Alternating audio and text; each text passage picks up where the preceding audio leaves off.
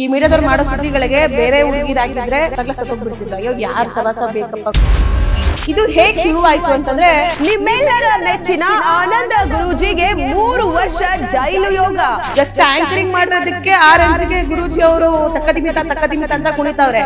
ಈ ನಾನು ಗುರೂಜಿ ಅವರು ಇದ್ರಲ್ಲಿ ತಪ್ಪು ಮಾಡಿರ್ಬೋದು ಅಂತ ಹೇಳ್ಬಿಟ್ರೆ ಇನ್ನೂ ಅಷ್ಟೇ ಏನೋ ಸೆಕ್ಸ್ ವಿಡಿಯೋ ಅದು ಇದು ಏನೋ ನಂದು ಪರ್ಸನಲ್ ವಿಡಿಯೋ ಎಲ್ಲ ಇಟ್ಕೊಂಡು ಇದು ಮಾಡ್ತಿದ್ದಾರೆ ಅಂತ FIR 2024ರಲ್ಲಿ ಒಂದು ಟೀಮ್ ನನ್ನ ಅಡ್ಡಗಟ್ಟಿ ನನಗೆ ಅವಾಚ್ಯ ಶಬ್ದಗಳಿಂದ ಬೈದು ದುಡ್ಡನ್ನ ಕೇಳಿರ್ತಾರೆ ಅಂತ ಹೇಳಿದ್ದಾರೆ. ಬಟ್ ಈ ಮೀಡಿಯಾಗಳು ಹೇಗ್ ಮಾಡಿದ್ರು, 2024 ಘಟನೆ ಕಣ್ಣಿಲ್ವಾ ಅವ್ರಿಗೆ ನೋಡೋದಕ್ಕೆ FIR ಕಾಪಿನ? 2024 ಘಟನೆನ ದಿವ್ಯಾ ವಸಂತನ್ ಗ್ಯಾಂಗ್ ಮಾಡ್ತು. ದಿವ್ಯಾ ವಸಂತನ್ ಗ್ಯಾಂಗ್ ಇದೆ. ಯಾವ ಗ್ಯಾಂಗ್ ಇಟ್ಕೊಂಡಿದ್ದೀನಿ ನಾನು? ಎಷ್ಟು ಗ್ಯಾಂಗ್ ಗಳನ್ನ ಕಟ್ಕೊಂಡಿದ್ದೀನಿ?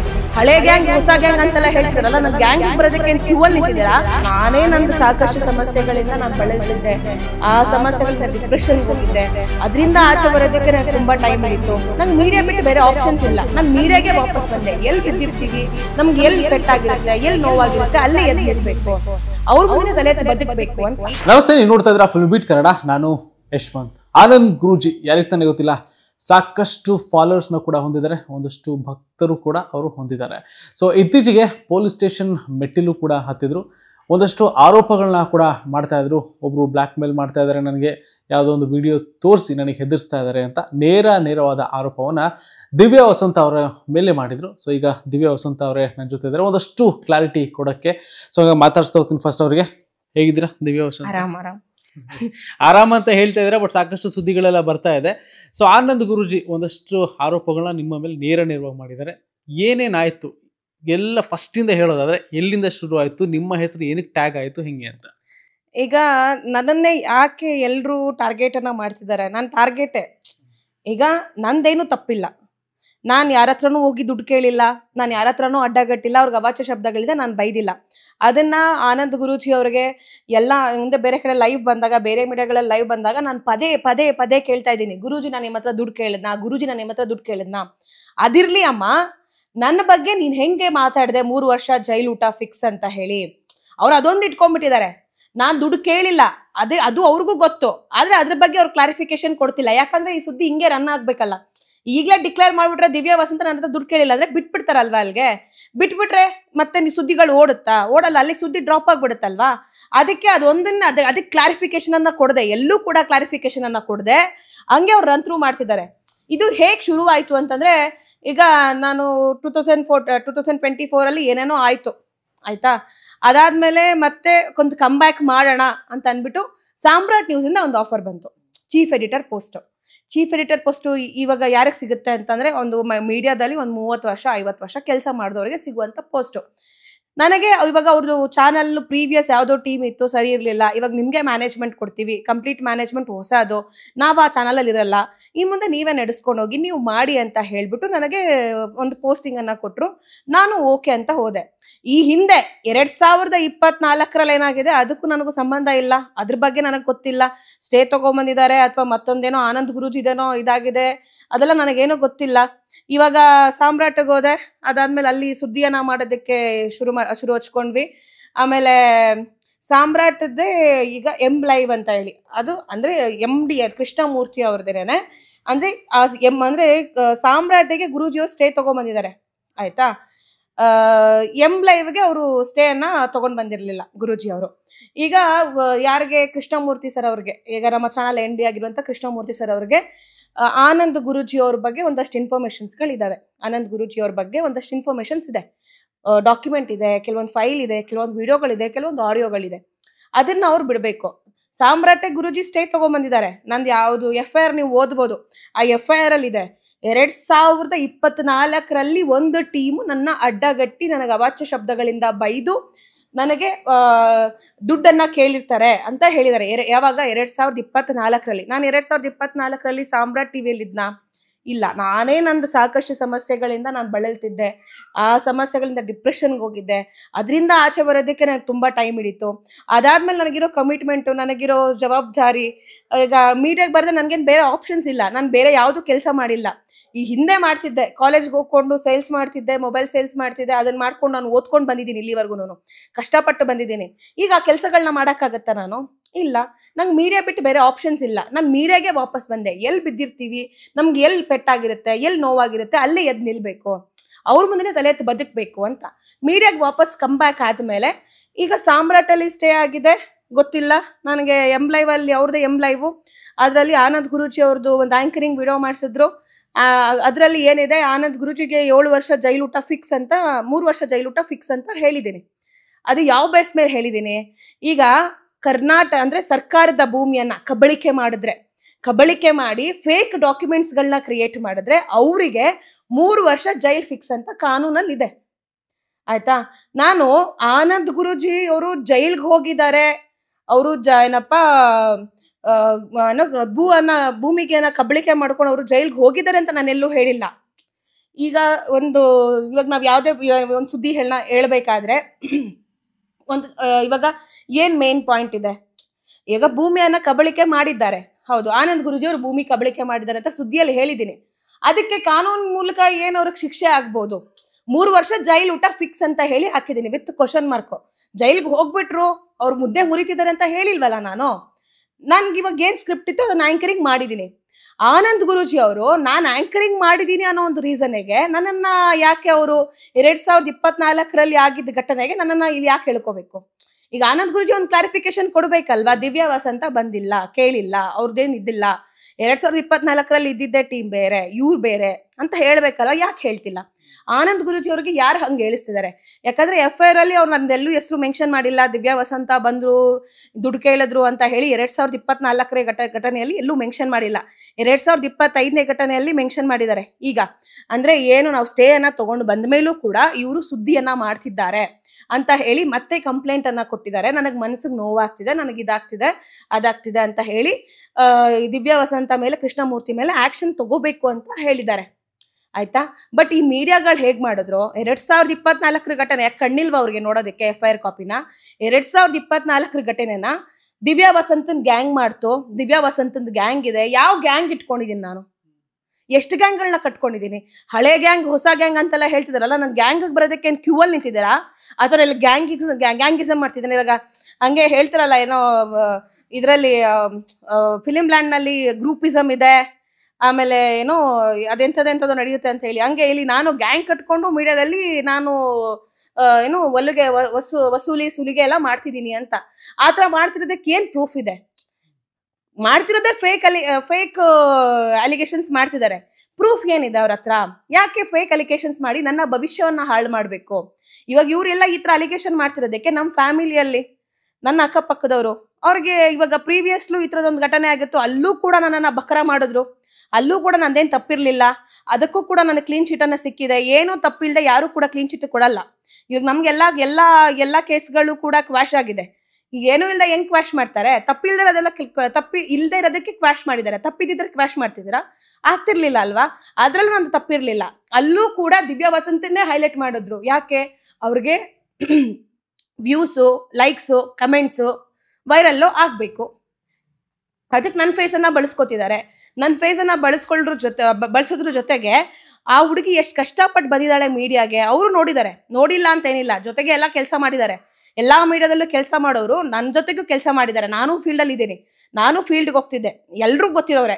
ಆಯ್ತಾ? ಅವ್ರಿಗೆ ಅಷ್ಟೆಲ್ಲ ಗೊತ್ತಿದ್ರು, ಕಷ್ಟಪಟ್ಟು ಬಂದಿದ್ದಾಳೆ ಹುಡುಗಿ ಅಂತ ಗೊತ್ತಿದ್ರು, ಒಂದು ಹೆಣ್ಣು ಹುಡುಗಿ ಬೆಳೀತಿದ್ದಾಳೆ, ಅವಳಿಗೊಂದು ನೇಮ್ ಆಫ್ ಫೇಮ್ ಬಂದಿದೆ, ಅದನ್ನ ಹೆಂಗಾದ್ರೂ ಮಾಡಿ ಹಾಳು ಮಾಡೋಣ, ಆ ಹುಡುಗಿ ಮೀಡಿಯಾದಲ್ಲಿ ಬೆಳೆಯೋದು ಬೇಡ, ಚೀಫ್ ಎಡಿಟರ್ ಚಿಕ್ಕ ವಯಸ್ಸಿಗೆ ಚೀಫ್ ಎಡಿಟರ್ ಪೋಸ್ಟ ಅನ್ನೋದೊಂದು ಅವ್ರಿಗೆ ಹೊಟ್ಟೆ ಕಿಚ್ಚಿರ್ಬೋದು, ಹೊಟ್ಟೆ ಉರಿ ಇರ್ಬೋದು. ಅದಕ್ಕೆ ನಾನು ಎಲ್ಲಾ ಕಡೆ ನನ್ನ ತಗೋತಿದ್ದಾರೆ. ಅದೇ ಟಾರ್ಗೆಟ್, ಮೀಡಿಯಾದವರೇ ಟಾರ್ಗೆಟ್ ಮಾಡ್ತಿದ್ದಾರೆ ನನ್ನ. ಈಗ ಆನಂದ್ ಗುರೂಜಿ ಅವ್ರು ನನ್ನ ಟಾರ್ಗೆಟ್ ಮಾಡೋದಿದ್ರೆ ಅವ್ರು FIR ಕಾಪಿಯಲ್ಲಿ ಮೆನ್ಷನ್ ಮಾಡ್ಬೇಕಿತ್ತು. ದಿವ್ಯಾ ವಸಂತ ಅಂಡ್ ಗ್ಯಾಂಗ್ಗೆ ಬಂದು 2024ರಲ್ಲಿ ನನಗೆ ಬ್ಲಾಕ್ ಮೇಲ್ ಅನ್ನ ಮಾಡಿದ್ರು, ಅವಾಚ್ಯ ಶಬ್ದಗಳಿಂದ ನಿನ್ಸಿದ್ರು ಅಂತ. ಯಾಕಂದ್ರೆ ಆನಂದ್ ಗುರೂಜಿ ಅವ್ರ ಹತ್ರ ಸಾಕ್ಷಿ ಪುರಾವೆಗಳಿಲ್ವಲ್ಲ ನನ್ನ ಬಗ್ಗೆ ಅಲಿಗೇಷನ್ ಅನ್ನ ಕಂಪ್ಲೀಟ್ ಮಾಡೋದಕ್ಕೆ. ಏನಿದೆ ಅವ್ರ ಹತ್ರ ಸಾಕ್ಷಿ? ಈಗ ಅಷ್ಟು ದೊಡ್ಡದು ನವರತ್ನ ಏನೋ ಆಶ್ರಮ ಕಟ್ಟಿದಾರಲ್ವಾ, ಅಲ್ಲಿ ಒಂದು CCTV ಇಲ್ವಾ? ನನ್ನ ಬಗ್ಗೆ ಅವರು ಏನೋ ನಮ್ಮ ಏನೋ ಆಶ್ರಮದ ಹತ್ರನೇ ಅಡ್ಡಗಟ್ಟಿ ಅವಾಚ್ಯ ಶಬ್ದಗಳಿಂದ ಬೈದ್ರು, ಇದ್ ಮಾಡಿದ್ರು, ಅದ್ ಮಾಡಿದ್ರು ಅನ್ನೋಕ್ಕೆ. ಅಷ್ಟು ದೊಡ್ಡ ಆಶ್ರಮ ಕಟ್ಟಿರೋರಿಗೆ CCTV ಹಾಕ್ಸಕ್ ಗೊತ್ತಿರಲ್ವಾ? ಅಥವಾ ನಾನು ಫೋನಲ್ಲಿ ಮಾತಾಡಿರೋದು ಏನಾದ್ರು ಇದೆಯಾ ಅವ್ರ ಹತ್ರ? ಇಲ್ಲ ಅಲ್ವಾ? ಮತ್ತೆ ಅದು ಹೆಂಗೆ ನಾನೇ ಅಂತ ಹೇಳ್ತಾರ ಅವರು? ಈಗ ಈಗ ನಾನು ಸಾಮ್ರಾಟ್ಗೆ ಹೋಗಿದ್ದೀನಿ. ಸಾಮ್ರಾಟಲ್ಲಿ ಹಿಂದೆ ಆಗಿರೋದು 2024ರಲ್ಲಿ. ಇಲ್ಲಿಗೆ ನನಗೆ ಲಿಂಕ್ ಮಾಡಿದ್ರು. ಯಾಕೆ ಈ ಮೀಡಿಯಾದವ್ರು ಅದನ್ನೇ ತಗೊಂಡ್ರು? ನನ್ನನ್ನೇ ಯಾಕೆ ಟಾರ್ಗೆಟ್ ಮಾಡ್ತಿದ್ದಾರೆ? ಇವಾಗ ನಾನು ಅಂಥದ್ದು ಏನು ಮಾಡಿದ್ದೀನಿ ಮೀಡಿಯಾದವ್ರಿಗೆ ಅಂತ ಗೊತ್ತಾಗ್ತಿಲ್ಲ. ಒಂದು ವಿಷಯನ ಹಿಂದೆ ಮುಂದೆ ಯೋಚನೆ ಮಾಡಿ, ಯಾವುದೇ ವಿಷಯ ಆಗಿರ್ಬೋದು, ಮಿನಿಮಮ್ ಕಾಮನ್ ಸೆನ್ಸ್ FIR ಏನಿದೆ ಅದನ್ನು ಹೇಳಬೇಕು. ನೋಡಿ, 2024ರಲ್ಲಿ ಕೇಸ್ ಆಗಿತ್ತು. ಆನಂದ್ ಗುರೂಜಿಯವ್ರಿಗೆ ಹಿಂಗೆಲ್ಲ ಕೇಳಿದ್ರಂತೆ. ಈಗ ದಿವ್ಯಾ ವಸಂತ ಇವಾಗ 2025ರಲ್ಲಿ ಅದೇ ಚಾನಲ್ಗೆ ಸೇರಿದ್ದಾರೆ ಅಂತ ಹೇಳಿದ್ರೆ ಓಕೆ, ಅದು ಸತ್ಯವಾದ ಸುದ್ದಿ. ಇವರು ಅದನ್ನೆಲ್ಲ ಡೇಟು ಗೀಟು ಇಸ್ವಿ ಎಲ್ಲ ಬಿಟ್ಬಿಟ್ರು, ಇಯರ್ ಎಲ್ಲ ಬಿಟ್ಬಿಟ್ರು. ದಿವ್ಯಾ ವಸಂತ ಗ್ಯಾಂಗ್ ಹೋಗಿ ಅವ್ರಿಗೆ ಸುಲಿಗೆ ಮಾಡೋದಕ್ಕೆ ಏನೋ ಮತ್ತೆ ಧಮ್ಕಿ ಹಾಕಿದ್ದಾರೆ ಅಂತ ಹೇಳ್ಬಿಟ್ರು ಒಂದೇ ಸಲ. ಈಗ ಬ್ಲಾಕ್ ಮೇಲ್ ಅಲ್ಲಿ ಇನ್ನೊಂದು ಮೆನ್ಷನ್ ಮಾಡೋದೇನು ಅಂತಂದ್ರೆ, ಯಾವ್ದೋ ಒಂದು ಖಾಸಗಿ ವಿಡಿಯೋ ಬೇರೆ ಇದೆ, ನೀವೇನಾದ್ರೂ ಇದ್ ಮಾಡ್ಲಿಲ್ಲ ಅಂತಂದ್ರೆ ಅದನ್ನು ಕೂಡ ನಾವು ಯೂಟ್ಯೂಬ್ ಅಲ್ಲಿ ಬಿಟ್ಬಿಡ್ತೀವಿ, ಅದನ್ನು ಕೂಡ ವೈರಲ್ ಮಾಡ್ಬಿಡ್ತೀವಿ ಅನ್ನೋದು ಒಂದು ಧಮ್ಕಿ ಹಾಕ್ತಿದ್ದಾರೆ ಅನ್ನೋದು ಒಂದು ಮಾತು. ಇಲ್ಲ, FIR ಇದೆ ಅಂದ್ರೆ ಏನೋ ಅವ್ರದ್ದು ಏನೋ ಸೆಕ್ಸ್ ವಿಡಿಯೋ ಅದು ಇದು ಏನೋ ನಂದು ಪರ್ಸನಲ್ ವಿಡಿಯೋ ಎಲ್ಲ ಇಟ್ಕೊಂಡು ಇದು ಮಾಡ್ತಿದ್ದಾರೆ ಅಂತ FIR ಇದೆ. ನನಗೂ ಅದಕ್ಕೂ ಯಾವುದೂ ಸಂಬಂಧ ಇಲ್ಲ. ನಂದೇನಿದೆ ಭೂ ಹಗರಣದ ಬಗ್ಗೆ, ಭೂ ಕಬಳಿಕೆ ಬಗ್ಗೆ ನಾನು ಆ್ಯಂಕರಿಂಗ್ ಮಾಡಿದ್ದು. ಆ ಬೇರೆ ವಿಷಯಗಳು ಅದೆಲ್ಲ ಯಾವುದು ನನಗೆ ಗೊತ್ತಿಲ್ಲ. ಈಗ ನಮ್ಮ M-Live ಅಲ್ಲಿ ಹಾಕಿದ್ದಾರೆ ಗುರುಜಿದು CD ಗಿಡಿ ಅಂತೆಲ್ಲ ಹಾಕೊಂಡಿದ್ದಾರೆ. ಬಟ್ ನಾನು ಅದನ್ನ ಯಾವುದು ನಾನು ಆ್ಯಂಕರಿಂಗ್ ಮಾಡಿಲ್ಲ. ಈಗ ಗುರುಜಿ ಅವರು ಸ್ಟೇ ತೊಗೊಂಬಂದಿದ್ದಾರೆ. ಈಗ ಆ್ಯಸ್ ಎಲ್ಲರೂ ಕಾಮನ್ ಆಗಿ ಥಿಂಕ್ ಮಾಡೋದಾದರೆ, ಈಗ FIR ಅಲ್ಲಿ ಗುರುಜಿಯವರು ಹೇಳಿದ್ದಾರೆ, ನಂದು ಯಾವುದೋ ವಿಡಿಯೋ ಇಟ್ಕೊಂಡು ಬ್ಲ್ಯಾಕ್ ಮೇಲನ್ನು ಮಾಡ್ತಿದ್ದಾರೆ, ನನಗೆ ಅದಕ್ಕೆ ವಿಡಿಯೋನ ಹಾಕಬೇಡಿ ಅಂತ ಹೇಳಿ ನಾನು ಸ್ಟೇಯನ್ನು ತೊಗೊಂಬಂದಿದ್ದೆ ಅಂತ ಹೇಳ್ತಿದ್ದಾರೆ. ಈಗ ಯಾವುದೇ ಒಬ್ಬ ವ್ಯಕ್ತಿ ಸ್ಟೇ ಯಾಕೆ ತೊಗೊಂಬರ್ತಾನೆ? ಅವ್ನು ತಪ್ಪಿಲ್ಲದೆ ಹೋಗಿ ತೊಗೊಬರ್ತಾನ? ಈಗ ಗುರುಜಿ ಅವ್ರದ್ದು ಆ ಥರದ್ದು ಯಾವುದೇ ವಿಡಿಯೋಗಳು ಇರಲಿಲ್ಲ ಅಂತ ಅಂದಿದ್ರೆ ಯಾಕೆ ಸ್ಟೇ ತೊಗೊಬರ್ಬೇಕಿತ್ತು? ನಿಮ್ಮ ಪ್ರಕಾರ ಒಂದು ತಪ್ಪು ಮಾಡಿದ್ದಾರೆ ಅಂತ ಅಂದ್ರೆ ತಪ್ಪು ಮಾಡಿಲ್ಲ ಅಂತಂದಿದ್ರೆ ಸ್ಟೇ ತೊಗೊಬರ್ತಿರ್ಲಿಲ್ವಲ್ಲ. ಈಗ ನಾನು ಜಸ್ಟ್ ಆ್ಯಂಕರಿಂಗ್ ಮಾಡಿರೋದಕ್ಕೆ ಆ ರೇಂಜ್ಗೆ ಗುರೂಜಿ ಅವರು ತಕ್ಕದಿಮಿತ ಅಂತ ಕುಣಿತಾವ್ರೆ. ಈ ನಾನು ಗುರೂಜಿ ಅವರು ಇದ್ರಲ್ಲಿ ತಪ್ಪು ಮಾಡಿರ್ಬೋದು ಅಂತ ಹೇಳಿಬಿಟ್ರೆ ಇನ್ನೂ ಅಷ್ಟೇ ಏನೋ ರೂಫೆ ಕಿತ್ತೋಗ್ಬೇಕು ಹಂಗೆ ಹಾರಾಡ್ಬಿಡ್ತಾರೇನೋ ಅವ್ರಿಗೆ, ಆಯ್ತಾ? ನಾನು ಹೇಳ್ತಿರೋದಂದ್ರೆ ಸ್ಟೇ ತೊಗೊಂಬಂದಿದ್ದಾರೆ, ತಪ್ಪು ಮಾಡಿದೆ ಯಾರು ತೊಗೊಬರಲ್ಲ ಯೂಶಲಿ. ಇವಾಗ ನಾನು ಈ ಗುರೂಜಿ ಅವ್ರ ವಿಷಯದಲ್ಲಿ ನಾನು ತಪ್ಪು ಮಾಡಿದರೆ ನಾನು ಕೇಳಿದರೆ ನಾನು ಎಲ್ರಿಗೂ ಕರೆದು ಹಿಂಗೆ ನಾನು ಇಂಟರ್ವ್ಯೂ ಕೊಡ್ತಿದ್ನಾ? ನಾನು ಯಾವ ಚಾನಲ್ಗೆ ಹೋಗಿ ಕುತ್ಕೊಂತಿದ್ನಾ? ಡಿಸ್ಕಷನ್ ಮಾಡ್ತಿದ್ನಾ? ಇಲ್ಲ ಅಲ್ವಾ? ನನ್ನ ತಪ್ಪಿಲ್ಲ, ಅದನ್ನು ಕ್ಲಿಯರ್ ಮಾಡಲಿ ಅಂತ ನಾನು ಗುರೂಜಿಯವ್ರಿಗೆ ಕೇಳ್ತಿದ್ದೇನೆ. ನನ್ನ ತಪ್ಪಿಲ್ಲ, ಅದನ್ನು ಗುರೂಜಿಯವರು ಕ್ಲಿಯರ್ ಮಾಡಿ ಹೇಳಬೇಕು. ಮತ್ತು ಇನ್ನೊಂದು ಅಂದರೆ, ಈಗ ಎಲ್ಲೇ ನಾನು ಲೈವಿಗೆ ಹೋದ್ರೂ ಅವರು ಟಾಪಿಕ್ನ ಮುಗಿಸ್ಬಿಡಲ್ಲ. ಈಗ ನಾನು ಕೇಳ್ತಿದ್ದೀನಿ, ನಾನು ಮಾಡಿದ್ನಾ ಗುರೂಜಿ, ನಾನು ಮಾಡಿದ್ನಾ, ನಿಮ್ಗೆ ಕೇಳಿದಿನ ನೋ ಆನ್ಸರ್. ಬರೀ ನೀನು ಅದು ನಂದು ಆ್ಯಂಕರಿಂಗ್ ಮಾಡಿದೆ ಅಂತ ಹೇಳಿದ್ರೆ, ಈಗ ಆ್ಯಸ್ ಎ ನಾನು ಆ್ಯಂಕರು, ನೀವು ಆ್ಯಂಕರು, ಬೇರೆ ಮೀಡಿಯಾದಲ್ಲಿರುವಂಥ ಆ್ಯಂಕರ್ಸ್ಗಳು ಎಷ್ಟು ಹಗರಣಗಳ ಬಗ್ಗೆ ಆ್ಯಂಕರಿಂಗ್ ಮಾಡಿಲ್ಲ, ಎಷ್ಟು ಹನಿ ಟ್ರ್ಯಾಪ್ ಬಗ್ಗೆ ಆ್ಯಂಕರಿಂಗ್ ಮಾಡಿಲ್ಲ, ಎಷ್ಟು CD ಹಗರಣ ಬಗ್ಗೆ ಆ್ಯಂಕರಿಂಗ್ ಮಾಡಿಲ್ಲ, ಭೂ ಕಬಳಿಕೆ ಬಗ್ಗೆ ಆ್ಯಂಕರಿಂಗ್ ಮಾಡಿಲ್ಲ. ಹಂಗಾದ್ರೆ ಆ ವಿಷಯಗಳ ಬಗ್ಗೆ ಎಲ್ಲ ಆ್ಯಂಕರಿಂಗ್ ಮಾಡಿರೋರು, ಈ ಥರ ಹಗರಣಗಳ ಬಗ್ಗೆ ಎಲ್ಲ ಕೆದಕಿ ತೆಗ್ದಿರೋರು ಬ್ಲ್ಯಾಕ್ ಮೇಲ್ ಮಾಡಿದಾರಂತಾನೆ ಎಲ್ರಿಗೂ. ಈಗ ನಾನು ಆ್ಯಂಕರಿಂಗ್ ಮಾಡಿ ಒಂದು ವಿಡಿಯೋ ಅಪ್ಲೋಡ್ ಆಗಿರೋದಕ್ಕೆ ಅವರು ಬ್ಲ್ಯಾಕ್ ಮೇಲ್ ಮಾಡಿದ್ದಾರೆ ಅಂತ ಹೇಳ್ತಿದಾರಲ್ಲ ಆ್ಯಸ್ ಎ ಆ್ಯಂಕರ್ ಆಗಿ. ಈಗ ಅವರು ಆ್ಯಂಕರ್ಗಳಲ್ವಾ? ನನ್ನ ಸುದ್ದಿ ಮಾಡ್ತಿರೋರು ಆ್ಯಂಕರ್ಗಳೇ ಅಲ್ವಾ? ಹಾಗಾದ್ರೆ ಆ ಆ್ಯಂಕರ್ಸ್ಗಳು ಹಂಗಾದ್ರೆ ಅವರು ಬ್ಲ್ಯಾಕ್ ಮೇಲ್ ಮಾಡಿದಾರಾ? ಯಾಕೆ ನನ್ನನ್ನೇ ಟಾರ್ಗೆಟ್ ಮಾಡ್ತಿದ್ದಾರೆ? ಈಗ ನಾನು ಅವ್ರ ಥರನೇ ಆ್ಯಂಕರು, ನಾನು ಅವ್ರ ಥರನೇ ಸುದ್ದಿ ಮಾಡಿದ್ದೀನಿ. ಅವರು ಅದನ್ನ ಗುರೂಜಿ ಹತ್ರನೇ ಕೇಳ್ಬೋದಿತ್ತಲ್ಲ, ಗುರೂಜಿ ನಿಮಗೆ ದಿವ್ಯಾ ವಸಂತ ಅವರೇ ಬಂದು ಅಡ್ಡಗಟ್ಟಿದ್ರಾ?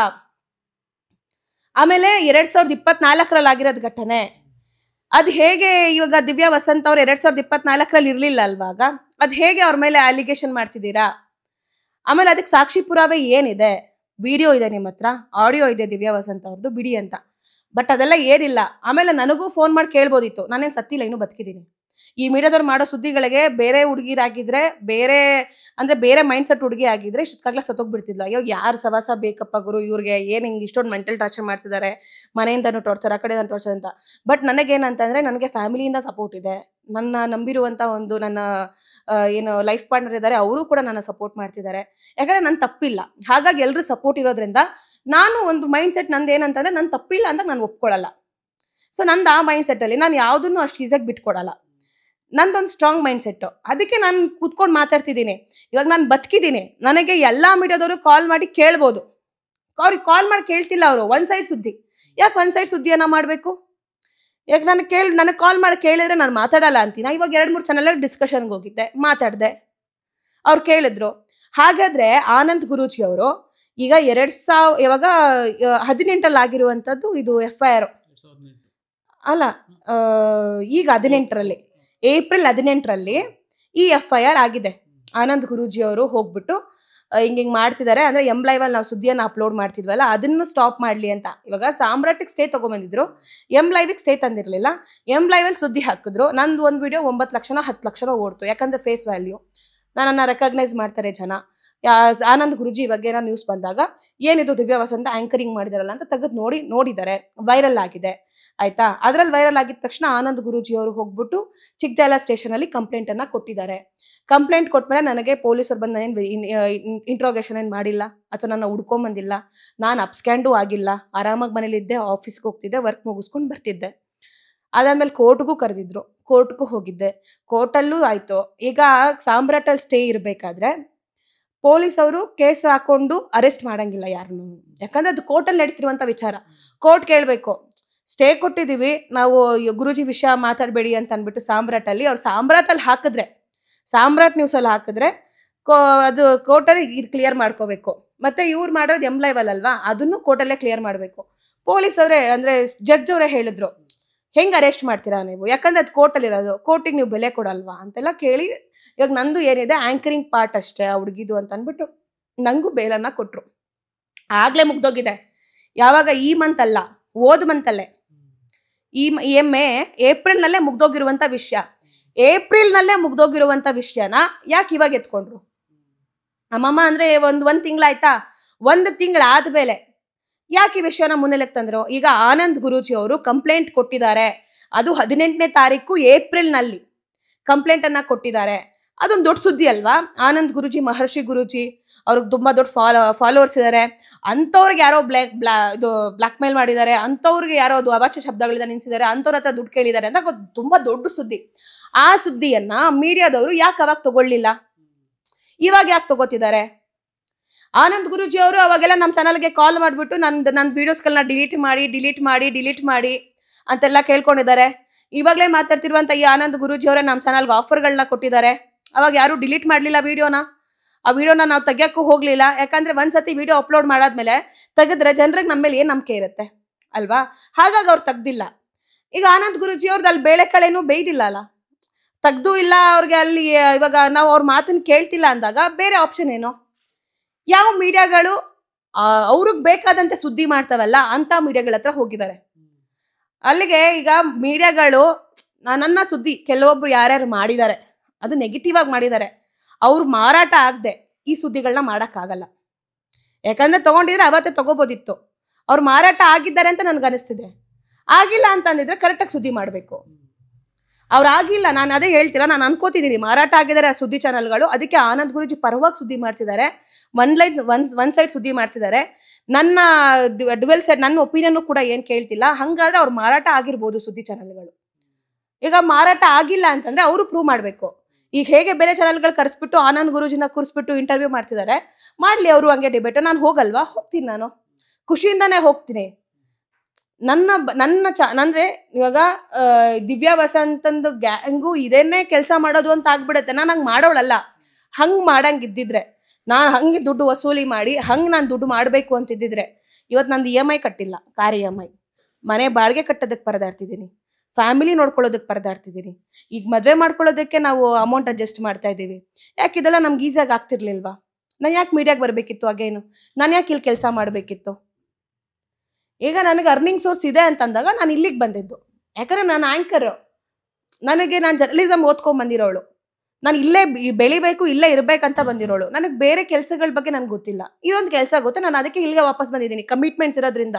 ಇಲ್ಲ ಅಂತಂದಿದ್ರೆ ನಾನು ಅವಾಗಲೆಲ್ಲ ಅಷ್ಟೊಂದು ದುಡ್ಡು ಮಾಡ್ಕೊಂಡ್ಬಿಟ್ಟಿದ್ದೀನಿ. ಅದು ಯಾವುದೋ ಹನಿ ಟ್ರ್ಯಾಪು ಅಂತೆಲ್ಲ ಹೇಳಿದ್ರು, ಅದು ಹನಿ ಟ್ರ್ಯಾಪ್ ಅಲ್ಲ. ಅದು ಮೀಡಿಯಾದವ್ರಿಗೆ ಮಿನಿಮಮ್ ನಾಲೆಜು ಕೂಡ ಇಲ್ಲ. ಯಾವ ಸಬ್ಜೆಕ್ಟಿಗೆ ಯಾವ್ದಂಗೆ ಹೇಳಬೇಕು ಅನ್ನೋದು ಮಿನಿಮಮ್ ನಾಲೆಜು ಇಲ್ಲ. ಅವ್ರ ಲೈಕ್ಸು ವ್ಯೂಸ್ಗೆ, ಅವ್ರ ಸುದ್ದಿಗಳು ಓಡೋದಕ್ಕೆ ಹೆಂಗೆ ಬೇಕಾದ್ರಂಗೆ ಮಾತಾಡ್ತಾರೆ. ಅದಕ್ಕೆ ಎಕ್ಸಾಂಪಲ್ಲು ಮೊದಲು ಮಾಡಿದ್ರಲ್ಲ, ನಂದು ಲಾಸ್ಟ್ ಟೈಮ್ ಕೇಸ್ ಆಗಿದಾಗ ಹನಿ ಟ್ರ್ಯಾಪ್ ಅಂತ ಹೇಳಿದ್ರು. ಅವ್ರಿಗೆ ತಲೆ ಇದೆಯಾ? ತಲೆಯಲ್ಲಿ ಏನಾದ್ರು ಇಟ್ಕೊಂಡಿದಾರ? ಹನಿ ಟ್ರ್ಯಾಪ್ ಅಂದರೆ ಏನು? ಹನಿ ಟ್ರ್ಯಾಪ್ ಅಂದರೆ ಯಾವ ಥರ? ಈಗ ಸ್ಪಾದಲ್ಲಿ ಮಾಡಿರೋದು ಎಕ್ಸ್ಟ್ರಾಕ್ಷನ್ನು, ಬ್ಲ್ಯಾಕ್ ಮೇಲ್ ಮಾಡಿ ಅವ್ರ ಹತ್ರ ನಾವು ದುಡ್ಡು ಕೇಳಿದ್ದೀವಿ ಅನ್ನೋದು, ಅದು ಎಕ್ಸ್ಟ್ರಾಕ್ಷನ್ ಬರುತ್ತೆ. ಹನಿ ಟ್ರ್ಯಾಪ್ ಅಂದರೆ ನಾವು ಯಾರಿಗೋ ವಿಡಿಯೋ ಮಾಡಿ ನಾವು ಇದು ಮಾಡ್ಕೊಂಡು ಆ ಥರದ ವೀಡಿಯೋಗಳನ್ನ ಅದು ಹನಿ ಟ್ರ್ಯಾಪ್ ಅಂತಾರೆ. ಇಲ್ಲ, ಹನಿ ಟ್ರ್ಯಾಪ್ ಆಗೇ ಇಲ್ಲ. ಹನಿ ಟ್ರ್ಯಾಪ್ ಇದಕ್ಕೂ ಸಂಬಂಧ ಇಲ್ಲ. ಅಲ್ಲಿಗೆ ಹನಿ ಟ್ರ್ಯಾಪ್ ಅನ್ನೋದೊಂದು ತೊಗೊಂಡು ಬಂದರು. ಹನಿ ಟ್ರ್ಯಾಪ್ ಅದು ದೊಡ್ಡದು, ಅದು ಅವ್ರಿಗೆ ಅದು ದೊಡ್ಡ ವಿಚಾರನೋ ಚಿಕ್ಕ ವಿಚಾರನೋ ಅದೆಲ್ಲ ಬೇಕಾಗಿಲ್ಲ ಅವ್ರಿಗೆ. ಒಟ್ನಲ್ಲಿ ಒಂದು ಹುಡುಗಿ ಲೈಫ್ನ ಹಾಳು ಮಾಡೋದ್ರಲ್ಲಿ ಫಸ್ಟ್ ಇದರಲ್ಲಿ ಇದ್ದಾರೆ ಕೆಲವೊಂದು ಚಾನಲ್ಗಳು.